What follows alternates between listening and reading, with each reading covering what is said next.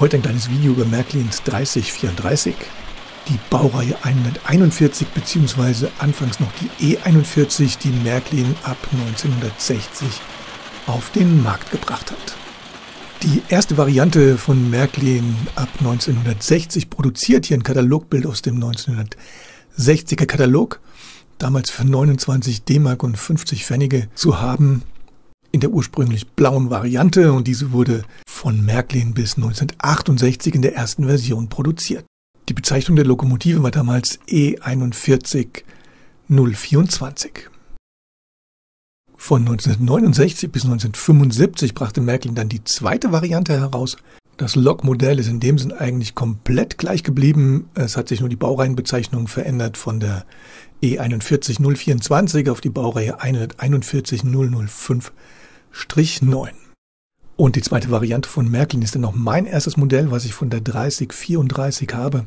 Hier habt ihr einmal das Bild von schräg vorne und dann hier die Lok nochmal von der Seite.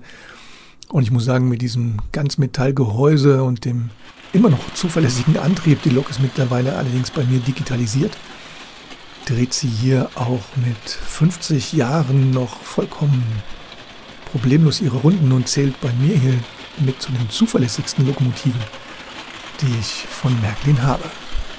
Und angehängt hinten die alten Donnerbüchsen, so ist das für mich eine Kombination, wie sie Anfang der 70er Jahre auf den Modelleisenbahnen absolut immer wieder anzutreffen war. Und das passt auch für mich heute noch richtig gut zusammen. Ab 1976 hat Märklin dann die Farbe gewechselt, und zwar kam dann diese beige-türkise Variante heraus.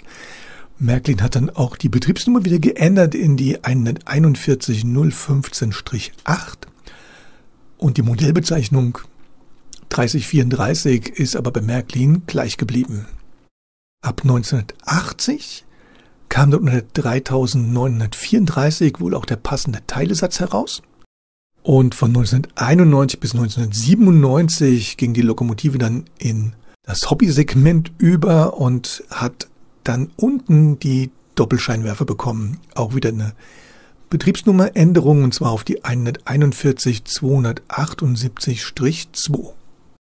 Und das ist dann auch meine zweite Variante von der 3034 hier in der Hobbyausführung. Vorne die Doppelscheinwerfer kann man hier gut erkennen, und ab 1977 müsste sie dann auch diese eingesetzten Fenster bekommen haben und nicht mehr diese grauen Cellon-Scheiben, wie sie sich damals nannten. Und damit sieht die Lokomotive dann doch etwas detaillierter aus als das Ursprungsmodell. An der Technik hat sich in dem Sinn nichts geändert. Auch diese Lokomotive ist bei mir hier mittlerweile digitalisiert. Und die Fahreigenschaften sind dann natürlich auch alle gleich geblieben.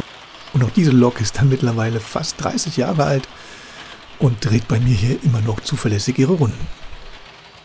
Und 1993 ist die Lokomotive dann noch aufgetaucht in der Märklin-Packung 2849, die S-Bahn-Variante in dieser hellgrau-orangen Variante.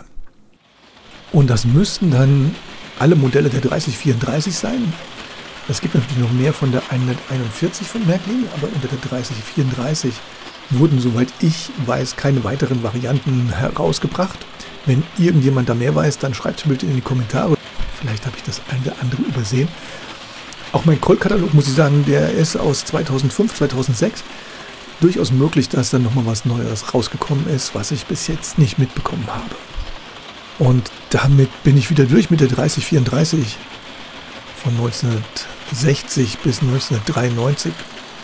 Ich danke euch fürs Zuschauen. Demnächst gibt es wieder mehr und bis bald.